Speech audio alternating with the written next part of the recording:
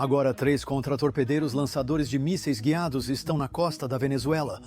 O presidente venezuelano Nicolás Maduro está respondendo agora convocando um alistamento militar em todo o país e prometendo mobilizar milhões de seus próprios soldados. Centenas de venezuelanos estão atendendo ao chamado do presidente Nicolás Maduro para se juntar à milícia. Os Estados Unidos estão dobrando a recompensa pelo presidente venezuelano Nicolás Maduro, agora oferecendo 50 milhões de dólares por sua prisão. Tudo isso faz parte do plano do presidente Trump para ajudar a combater os cartéis de drogas na América Latina. Uma guerra entre os Estados Unidos e a Venezuela começa a parecer inevitável. E se isso realmente acontecer, pode facilmente se tornar o maior e mais mortal conflito desta década. Trump enviou 3 destroyers, Arleigh Burke, um submarino nuclear e 3 navios anfíbios, com cerca de 4.500 militares dos Estados Unidos da América, incluindo 2.200 fuzileiros navais, prontos para combate. Agora estão na costa caribenha da Venezuela. Em retaliação, o presidente venezuelano Nicolás Maduro foi à televisão estatal e convocou toda a nação para se mobilizar. Nem apenas milhares, nem centenas de milhares de soldados. Ele afirmou que colocaria 45 milhões de civis, membros da milícia bolivariana, sob as armas. Você ouviu direito? 4,5 milhões de pessoas. Isso é quase 15% de toda a população da Venezuela, supostamente prontas para lutar e defender a pátria. Ele chama isso de plano especial para cobrir toda a Venezuela com combatentes patrióticos, das praias às selvas, armados com fuzis e mísseis. Para contextualizar, em 3 anos e meio de guerra, a Rússia mobilizou pouco mais de 1 milhão de soldados. A Venezuela, mesmo sem guerra, diz que vai mobilizar 3 vezes esse número. O governo de Maduro também proibiu todos os drones civis. Em 2018, ele sobreviveu a uma tentativa de assassinato quando um drone com explosivos explodiu próximo a ele, em um desfile militar. Os Estados Unidos da América têm o exército mais avançado em drones, então é compreensível a preocupação de Caracas. Se isso aumentar, ataques com drones serão quase certos na luta. Por que essas 2 nações estão se enfrentando com tanta intensidade agora? Tudo se resume ao narcotráfico, décadas de rivalidade e muito petróleo. Vamos começar pelo mais surreal. Há uma recompensa pela cabeça do presidente da Venezuela, e não é qualquer uma. É a maior recompensa publicamente conhecida já oferecida pelo governo dos Estados Unidos. Washington ofereceu recompensa de 50 milhões de dólares por informações que levem à prisão de Nicolás Maduro. Para comparar, Osama Bin Laden, após o 11 de setembro, era o terrorista mais procurado do mundo e tinha recompensa de só 25 milhões, metade desse valor.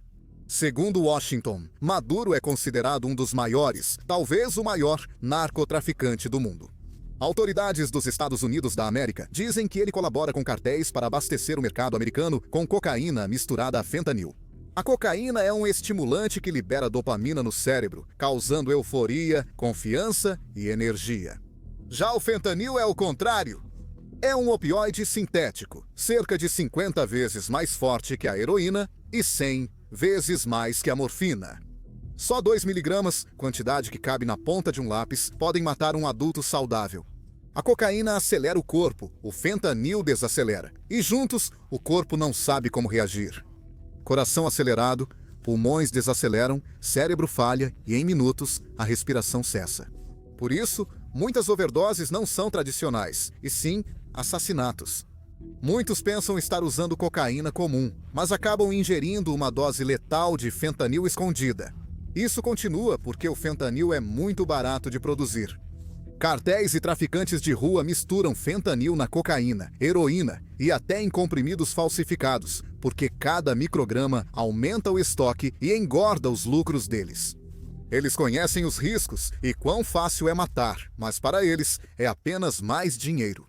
As overdoses de drogas já eram uma das principais causas de morte nos Estados Unidos da América, matando dezenas de milhares anualmente. O fentanil tornou a epidemia ainda mais sombria, com cartéis venezuelanos usando-o como arma química e lucrando com as mortes que provoca. Por isso, Trump está tão obcecado por essa luta. Para ele, os entorpecentes, especialmente o fentanil e a cocaína, são armas silenciosas que estão destruindo as comunidades americanas. No primeiro dia de volta ao cargo em janeiro, ele assinou ordem executiva, que enquadrou os cartéis na mesma categoria legal da Al-Qaeda ou Estado Islâmico do Iraque e da Síria. Ele mandou o Departamento de Estado classificar os cartéis e gangues mais violentos da América Latina como organizações terroristas estrangeiras. Chamar cartéis de terroristas permite aos Estados Unidos da América usar forças armadas e inteligência contra eles, com penalidades mais severas para qualquer um que ofereça apoio. Isso permite que as Forças Armadas dos Estados Unidos da América atuem oficialmente contra esses cartéis em qualquer lugar, seja no México ou na Venezuela. Em fevereiro, 8 organizações criminosas do hemisfério ocidental foram oficialmente classificadas como terroristas estrangeiras. Entre elas, os infames cartéis de Sinaloa e Jalisco, do México. A gangue Mara Salvatrucha, 13 de El Salvador e sim, o próprio Tren de Aragua da Venezuela. Washington considera os traficantes venezuelanos o principal problema. Por anos, autoridades dos Estados Unidos da América alertaram Caracas sobre o tráfico de drogas em seu território, mas a situação só piorou. Em agosto, o Procurador-Geral dos Estados Unidos da América dobrou a recompensa por Nicolás Maduro para $50 milhões, citando provas de que ele conspirava com o Cartel de Los Soles, dos militares da Venezuela, e com o Cartel de Sinaloa, do México. Eles são acusados de inundar os Estados Unidos da América com cocaína e fentanil. Por isso, agora há destroyers e fuzileiros navais dos Estados Unidos da América na costa da Venezuela. O Pentágono chama esse novo reforço naval de Operação contra o Narcotráfico. Mas não se engane, isso é uma demonstração séria de força, não só para os cartéis, mas também para as nações que os apoiam secretamente. Esses navios de guerra não servem só para impedir contrabandistas. Podem fazer vigilância eletrônica, coletar dados e, se ordenados, lançar ataques precisos do mar. Os Estados Unidos da América atacam Maduro por todos os lados. Oferecer esse tipo de recompensa por um líder o estigmatiza internacionalmente e causa paranoia em seu círculo. Quem é leal? Quem está tentado por esses milhões? Será que um general ou até mesmo um segurança poderia traí-lo? Esse tipo de paranoia corrói um regime por dentro. Quando Washington indiciou Maduro por tráfico de drogas em 2020, ele riu disso na televisão, dizendo que as acusações me fazem rir e descartando-as como um pretexto para a mudança de regime. Esse é o ponto, é uma mudança de regime. Desde 2013, Maduro mantém-se no poder com eleições fraudulentas e eliminando quase toda a oposição por proibição, prisão ou exílio. Mas a animosidade entre Washington e Caracas vai muito além de Maduro. Ele não surgiu de repente. Foi o sucessor escolhido por Hugo Chávez, o socialista que assumiu o poder em 1999. Chávez construiu toda a sua identidade sendo o revolucionário anti-americano do século XXI. Na verdade, em 2006, ele subiu ao púlpito da Organização das Nações Unidas. E aqui está o que ele disse sobre o presidente dos Estados Unidos, George W. Bush. Você sabe sobre o que Bush falou um dia antes? O discurso dele não tinha relação com Chávez. Era sobre civilização versus terror. Um apelo à união contra quem usa o terror para criar medo. Foi como a mensagem genérica do Bush após o 11 de setembro, mas Chávez sentiu que era um chamado pessoal diante de todos. Quando Chávez assumiu em 1999, apresentou-se como herdeiro de Simón Bolívar, o libertador da América do Sul. Ele descreveu os Estados Unidos como um império moderno que interfere nas nações latino-americanas. Sua revolução bolivariana logo entrou em conflito com os interesses petrolíferos dos Estados Unidos da América. A Venezuela possui as maiores reservas comprovadas de petróleo do mundo. Chávez sabia da influência disso e investiu bilhões de petrodólares em programas sociais, ganhando popularidade entre os pobres da Venezuela. Ele também usou o petróleo como arma geopolítica. Ele vendia petróleo com desconto a aliados, ganhava influência regional e usava os lucros para formar blocos anti-Estados Unidos da América. Ele fortaleceu laços com Cuba de Fidel Castro, aproximou-se do Irã, Rússia e até do Iraque de Saddam Hussein, quando o Iraque era grande inimigo dos Estados Unidos da América. Se você mexe com interesses de uma superpotência, ela reage. Foi o que os Estados Unidos fizeram com ele. Em 2002, ele enfrentou uma tentativa de golpe. Ele e seus apoiadores acusaram o governo Bush de ter participado disso. Washington negou envolvimento direto, mas autoridades dos Estados Unidos da América já haviam se reunido com os golpistas. A Casa Branca saudou rapidamente a breve saída de Chávez, mas o problema para Washington era que ele não havia partido de vez. 2 dias depois, após grande protesto nas ruas e apoio das Forças Armadas, ele retornou ao Palácio Presidencial, mais irritado e convicto. Desde então e até o fim da presidência, Chávez culpou quase todos os problemas, como caos econômico e protestos, ao imperialismo dos Estados Unidos. Era seu escudo, seu grito de guerra e a espinha dorsal de sua Revolução Bolivariana. Quando os Estados Unidos invadiram o Afeganistão e o Iraque, Chávez intensificou ainda mais. Ele ridicularizou Bush publicamente, chamando-o de Senhor Perigo, e acusou Washington de espalhar terror sob o pretexto da democracia. Washington respondeu tratando a Venezuela como estado problemático. Em 2005, os Estados Unidos da América suspenderam vendas de armas, alegando que a Venezuela não colaborava no combate ao terrorismo e antidrogas.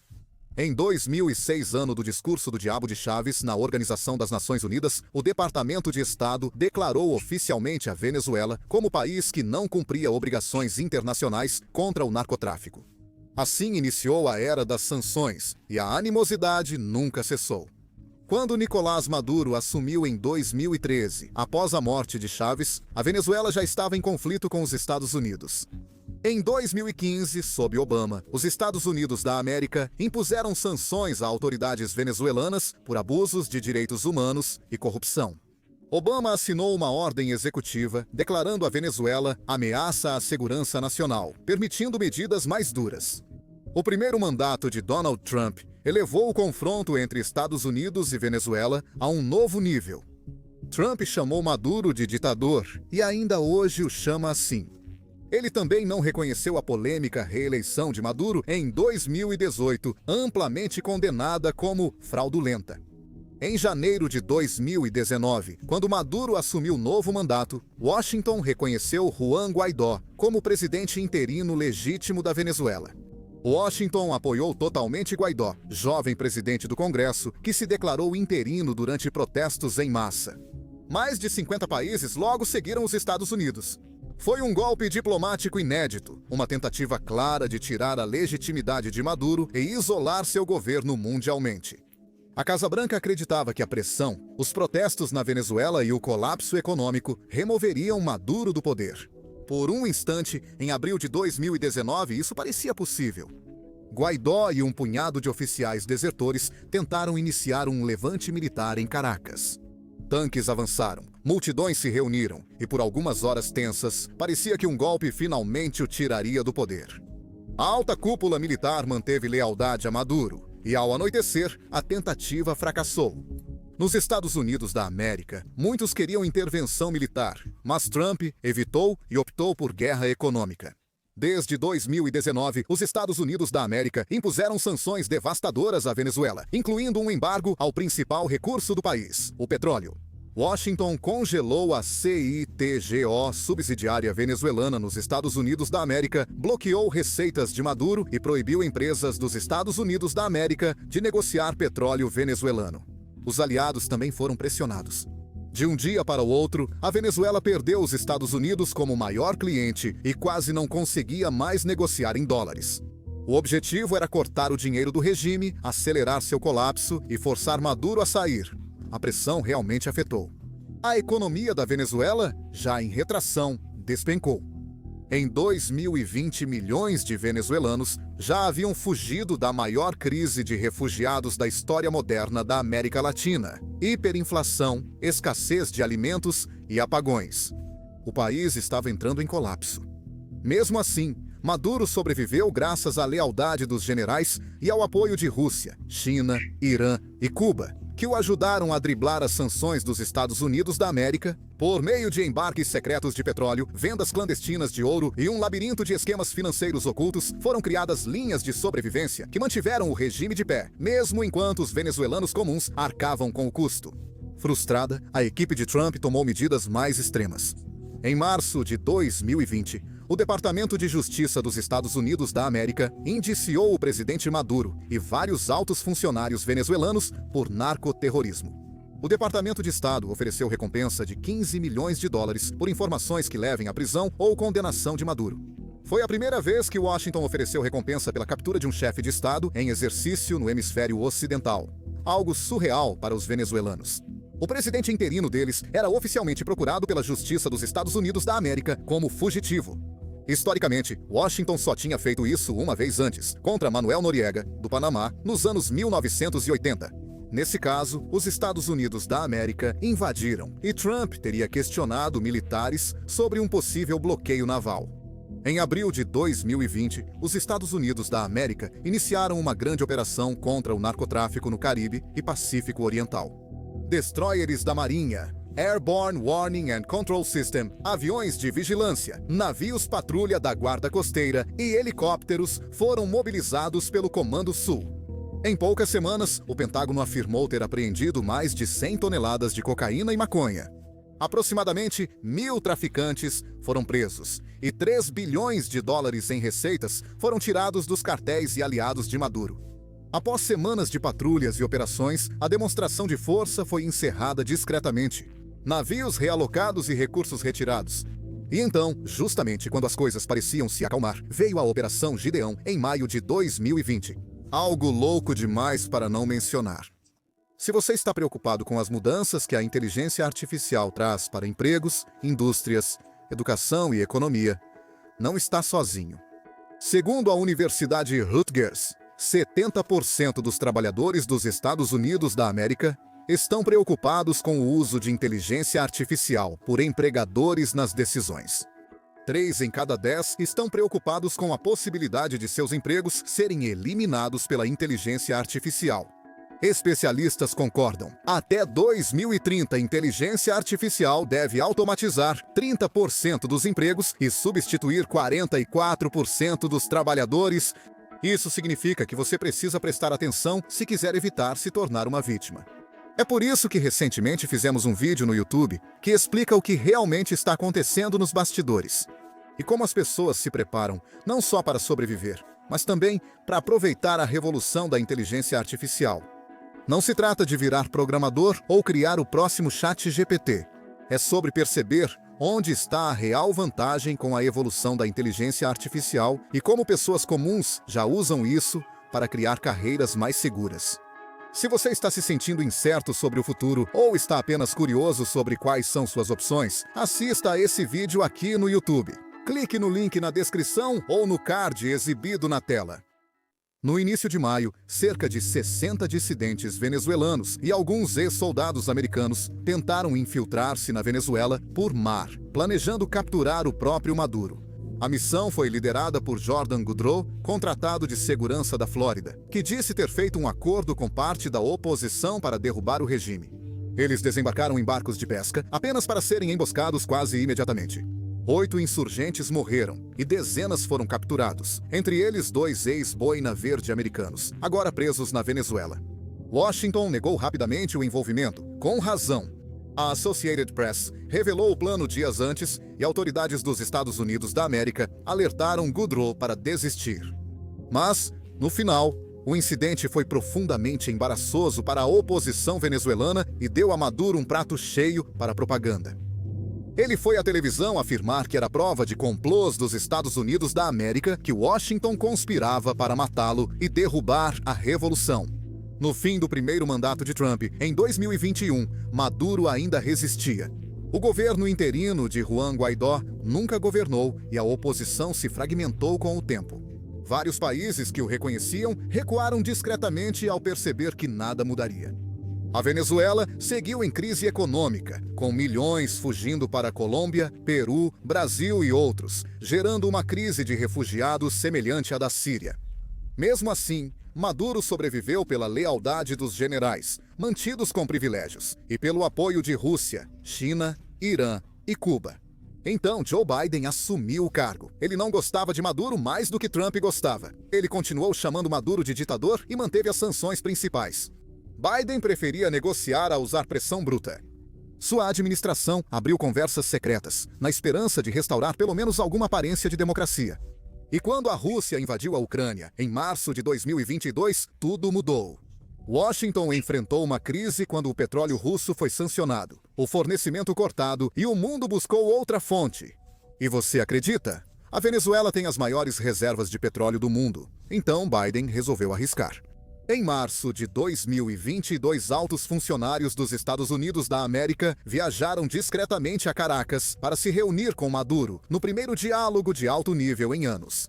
Estados Unidos da América avaliavam aliviar sanções ao petróleo. Se Maduro cedesse politicamente, Washington esperava afastá-lo de Putin e retomar o petróleo venezuelano para estabilizar mercados globais. Maduro, confiante na vantagem, estendeu o tapete vermelho, sorriu e posou para fotos com enviados no Palácio de Miraflores.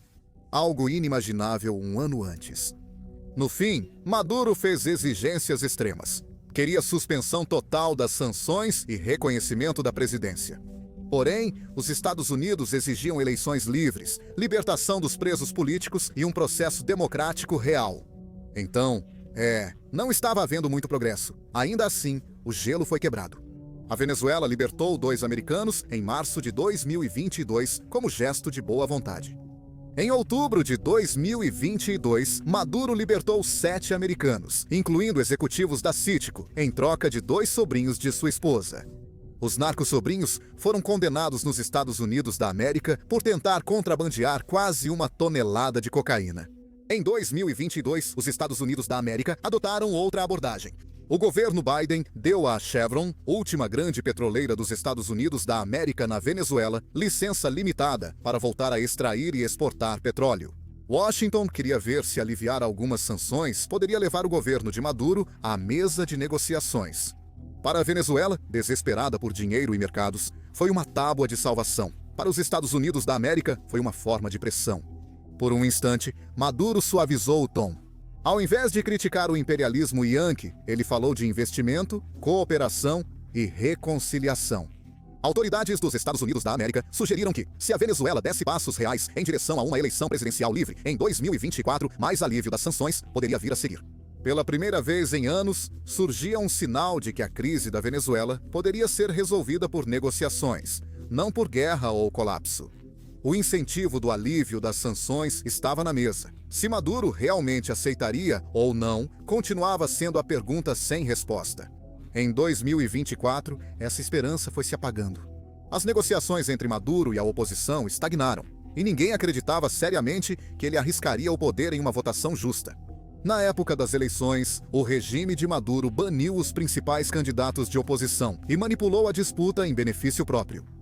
No fim de 2024, Maduro declarou vitória para outro mandato, apesar de relatos de votação não livre nem justa. Líderes da oposição seguiam presos ou exilados, a mídia silenciada e a comissão eleitoral controlada pelo governo. A autoridade eleitoral anunciou sua vitória, mas nunca divulgou completamente os resultados. A oposição disse que seu candidato substituto venceu, com amplo apoio internacional às alegações. Mas isso não importou. Em janeiro de 2025, Maduro foi empossado novamente. Os Estados Unidos, com Trump novamente na Casa Branca, recusaram-se a reconhecer a vitória de Maduro, assim como já haviam feito em 2018. Para Washington, Maduro seguia como ditador ilegítimo, mantido no poder por eleições fraudulentas e repressão. Qualquer boa vontade conquistada durante a trégua de 2022 a 2023 evaporou, preparando o terreno para um Estados Unidos ainda mais confrontador. Trump, 20, agiu rápido. Nesse momento, ele reconheceu 8 grupos criminosos latino-americanos, incluindo o da Venezuela, como organizações terroristas estrangeiras. Tren de Aragua. Até recentemente, Tren de Aragua era pouco conhecido fora da região. Surgido há cerca de 10 anos em uma prisão venezuelana, o Tren de Aragua tornou-se um grande sindicato do crime internacional. Eles se envolveram em tráfico de drogas, pessoas, extorsão e mais. Autoridades dos Estados Unidos da América afirmam que o Tren de Aragua expandiu-se para Colômbia, Brasil, Peru e Estados Unidos da América por rotas migratórias. Membros do Tren de Aragua foram vistos em diversas cidades dos Estados Unidos da América, aproveitando a onda de imigrantes venezuelanos que fogem do país. Isso se encaixa na agenda de Trump de reprimir gangues e reforçar a fronteira. Ele frequentemente ligou o colapso da Venezuela ao aumento de imigrantes na fronteira sul dos Estados Unidos da América, ao culpar ditadores comunistas e cartéis pela onda migratória. Ele defendeu controles de fronteira mais rígidos e fiscalização severa, tratando imigração como questão de segurança nacional. O governo de Maduro alega que Washington não apresenta provas e que os Estados Unidos da América só querem mudar o regime para controlar o petróleo venezuelano. Caracas diz que o fentanil ilícito nos Estados Unidos da América vem principalmente de cartéis mexicanos que usam precursores chineses e não da Venezuela. Tecnicamente, a Venezuela não produz muito fentanil, mas serve como rota conveniente para a cocaína colombiana. É aí que o caso dos Estados Unidos da América contra Maduro se intensifica. Existem muitas evidências circunstanciais de que o círculo próximo de Maduro, e talvez ele mesmo, está envolvido no tráfico de drogas. Nos últimos anos, generais venezuelanos, como o ex-ministro da Defesa e ex-chefe da inteligência militar, foram indiciados nos Estados Unidos da América ou presos no exterior por tráfico. O termo cartel dos sóis surgiu da rede de generais venezuelanos. No exército venezuelano, oficiais de alta patente usam insígnias de sol nos ombros para indicar sua patente. Com o tempo, os investigadores notaram que vários oficiais acusados de contrabando e proteção usavam esses sóis nos uniformes. O apelido Cartel dos Sóis surgiu em referência à patente militar deles e ao envolvimento no transporte de cocaína pela Venezuela. E tem também a conexão familiar que citei antes. Em 2015, 2 sobrinhos de Célia Flores, esposa de Maduro, foram presos pela Drug Enforcement Administration no Haiti. Foram pegos tentando transportar 800 quilos de cocaína.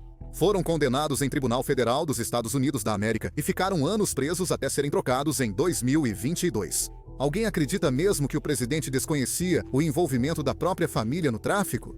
Até mesmo o aeroporto estatal da Venezuela foi ligado a tentativas de tráfico relacionadas à família presidencial. E se isso não é corrupção no topo do regime, então o que é? Por isso, esses cartéis foram classificados como organizações terroristas. E com Maduro acusado de liderar, ou pelo menos proteger eles, os Estados Unidos da América poderiam usar medidas severas. Até a ameaça de força, quando moralmente justificada contra seu regime. Afinal, quem vai defender um ditador narcoterrorista? Isso também contorna a questão espinhosa da soberania. Se você convencer o mundo de que seu alvo não é um chefe de Estado legítimo, mas um chefão da máfia disfarçado de presidente, cuja rede mata quase 10 mil americanos por ano, então, operações para capturá-lo não parecem invasões, parecem ações de aplicação da lei. Os Estados Unidos da América usaram essa estratégia em 1989, quando o general Manuel Noriega, do Panamá, foi acusado de tráfico de drogas. O presidente George Herbert Walker Bush enviou 27 mil soldados na Operação Justa Causa. Eles derrubaram Noriega, o levaram para Miami, e ele passou o resto da vida indo de uma cela de prisão para outra. Washington adoraria repetir esse roteiro, agora com Maduro. Por fim, ser duro com a Venezuela pega muito bem, na Flórida. Com grande comunidade de exilados venezuelanos e cubano-americanos contrários ao socialismo, Maduro, obviamente, divulga outra versão. Para ele, isso é imperialismo Yankee 2.0, tomar o petróleo da Venezuela e impor um regime fantoche. O petróleo é central nessa história. Por décadas, a Venezuela foi grande fornecedora de petróleo aos Estados Unidos da América. Sob Chávez e Maduro, e após as sanções dos Estados Unidos da América, esse petróleo passou a ser enviado mais para a China, Índia e por canais ilícitos e obscuros para driblar as sanções. No auge, no final dos anos 1990, a Venezuela produzia mais de 3 milhões de barris por dia. Em 2013, ainda estava em torno de 2 a 3 milhões. Mas, em 2020, a produção havia despencado para apenas 500 a 800 mil barris por dia. Atualmente, gira entre 80 e 90 mil barris por dia. 2023 a 2025. A indústria está devastada. Apenas 1 ou 2 sondas de perfuração estão ativas em todo o país, contra mais de 80 sondas há uma década. Mesmo sem sanções, a Venezuela não conseguiria aumentar a produção rapidamente. Seriam necessários anos de investimento para reconstruir. Mesmo com a volatilidade dos preços causada pela guerra da Rússia e ações da Organização dos Países Exportadores de Petróleo, o petróleo da Venezuela é muito valioso em um mundo sedento por petróleo. Estados Unidos, China e outros sabem disso. Para os Estados Unidos, trazer o petróleo venezuelano de volta para a cadeia de suprimentos ocidental seria uma grande vitória. É melhor que ele esteja fluindo para os mercados globais do que preso em acordos obscuros e sancionados com a China, ou subproduzido por um regime caótico. E é exatamente por isso que, hoje, os únicos verdadeiros salva-vidas que sustentam a Venezuela são a China e a Rússia, mantendo o governo de Maduro de pé enquanto grande parte do mundo fechou as portas. Pequim investiu bilhões na Venezuela nos últimos 15 anos, sobretudo em empréstimos garantidos por petróleo que Caracas tem dificuldade de quitar. A empresa chinesa assinou acordo de 20 anos para produzir 60 mil barris diários até 2026. A Rosneft da Rússia investiu mais de $1 bilhão e frequentemente ajudou Caracas a vender petróleo de forma discreta. Quando os Estados Unidos da América aumentaram sua presença militar na costa da Venezuela, Pequim não gostou. A China depende de poucos fornecedores de energia, incluindo a Venezuela. É por isso que Pequim rapidamente emitiu um alerta público, denunciando o aumento da presença dos Estados Unidos da América e insistindo que nenhum país deveria usar ou sequer ameaçar usar força nos assuntos internos da Venezuela. Maduro aproveitou a chance e intensificou a exibição de sua amizade com a China, citando isso em discurso recente a professores. Ele revelou um novo smartphone da Huawei, dizendo ser um presente pessoal do presidente Xi Jinping, e afirmou que agora pode falar com o irmão Xi via satélite quando quiser. Sorrindo, Maduro fez um divertido Ni Hao Xi, que quer dizer "Olá, obrigado" em mandarim ao telefone. Foi realmente engraçado, mas ainda assim uma mensagem de que a China está do lado dele. Na semana passada, o embaixador chinês em Caracas se reuniu com Maduro para celebrar avanços na parceria. Maduro se gabou nas redes dos avanços na economia, ciência, tecnologia e inteligência artificial, junto com a chamada China Irmã da Venezuela. Mas, novamente, falando realisticamente, o apoio da China, embora seja real, tem limites. Após superar a guerra tarifária de Trump e com sua economia ainda se recuperando, a China não quer confronto direto com Washington pela Venezuela. A China vai se opor firmemente à intervenção dos Estados Unidos da América, protestar diplomaticamente e talvez aumentar o comércio com a Venezuela, mas não intervirá fisicamente em seu favor. Quanto à Rússia, bem, está bem claro que Moscou está atolada na Ucrânia, perdendo recursos e foco. Mas a Rússia também tem cooperação militar com a Venezuela. Nos últimos anos, enviaram bombardeiros a Caracas, fizeram exercícios conjuntos e Moscou quer provocar os Estados Unidos da América onde for possível. Neste momento, autoridades russas podem, em particular, incentivar Maduro a se manter firme, e a Rússia pode até tentar enviar equipamentos militares para a Venezuela, se necessário. Se os Estados Unidos da América aumentarem a escalada, a Rússia pode usar a Venezuela como moeda de troca. Algo como: bem, nós recuamos na Venezuela se vocês recuarem na Ucrânia. Afinal, a Venezuela é uma das raras cartas da Rússia no hemisfério ocidental.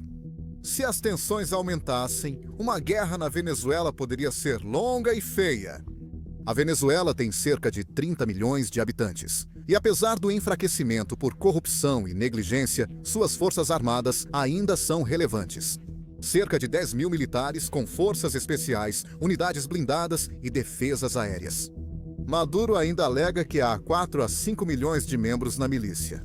O número real de milicianos armados pode ser bem menor, mas mesmo parte dos 4 milhões já dificultaria uma intervenção estrangeira. Além disso, grupos guerrilheiros colombianos, como o Exército de Libertação Nacional, atuam livremente na Venezuela com apoio do governo. E você começa a perceber o quão bagunçada a situação realmente pode ficar. Isso não seria como o Iraque em 2003, quando os Estados Unidos da América tomaram Bagdá em semanas. Caracas, sendo uma capital densa e espalhada, enfrentaria insurgências prolongadas e combates urbanos intensos, com lutas rua a rua que desgastam exércitos. Fora do campo de batalha, o custo humano seria chocante. Milhões de refugiados cruzariam as fronteiras da Venezuela para a Colômbia, Brasil e outros países, sobrecarregando ainda mais vizinhos já exaustos pelo êxodo. Washington está realmente pronto para isso? Provavelmente não, pelo menos por enquanto. O envio de contra-torpedeiros e um submarino de ataque indica preparação para bloqueio ou quarentena. Possíveis ataques pontuais a alvos de cartéis ou militares, com apoio de drones e vigilância. Maduro pode apostar em táticas assimétricas, já que seu governo mantém relações com diversos atores não estatais. Por exemplo, a Venezuela mantém laços com grupos rebeldes colombianos e há supostos vínculos com operativos do Hezbollah libanês na Venezuela. Em um cenário extremo, se Maduro sentisse risco de ser deposto, ele ou aliados poderiam apoiar ações disruptivas, desde ataques cibernéticos até incitar agitação em países vizinhos, ou até, embora improvável, facilitar um ataque terrorista contra interesses dos Estados Unidos da América como vingança. É especulativo, mas líderes ameaçados tendem a tomar medidas desesperadas. Nesse tempo todo, quem paga o preço são os venezuelanos comuns. Eles já enfrentaram anos de hiperinflação, apagões, falta de alimentos e repressão. O que menos precisam é que seu país vire palco de uma guerra por procuração, ou pior, de um conflito direto. Alguns venezuelanos até fazem piada, de forma sombria, dizendo que talvez uma invasão americana pelo menos traria dólares e empregos, mas por trás desse humor está o cansaço. Onde isso nos deixa? Sinceramente, à beira. Há alternativas diplomáticas. Intermediários como França, Espanha e alguns países latino-americanos sugeriram a ideia de eleições monitoradas internacionalmente em troca do alívio das sanções e da retirada da recompensa. Até o Vaticano, que já mediou antes, pode tentar acalmar a situação. Maduro indicou abertura ao diálogo. Em breve, saberemos se os navios de guerra dos Estados Unidos da América, na costa da Venezuela, vão invadir ou só fazem parte de uma estratégia.